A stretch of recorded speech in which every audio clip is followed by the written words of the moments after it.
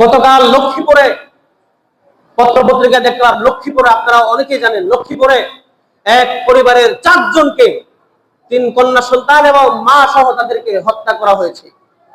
যে হত্যা করেছে সে একজন হিন্দু।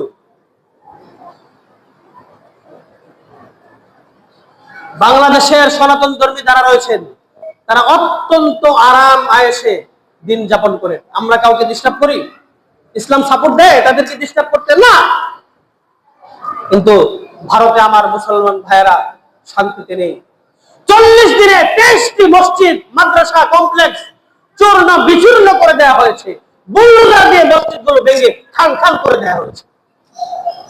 আর আমাদের যুবকেরা রয়েছে, উম্মাতরায় ব্যস্ত রয়েছে। এগুলো মিডিয়াতে নাই, মিডিয়াতে আসে না। আজকে লক্ষ্মীপুরের ঘটনা যদি একজন মাদ্রাসার ছাত্র ঘটাইতো, একজন মুসলমান ঘটাইতো, দেখতেন অবস্থা মিডিয়ার মধ্যে কি হয়, কি তোলপাড় শুরু হয়। মিডিয়ার মধ্যে লেখছে যে এক যুবক তাদেরকে হত্যা করেছে, তার পরিচয় তুলে ধরে নেই। তারা টার্গেট করে এখানে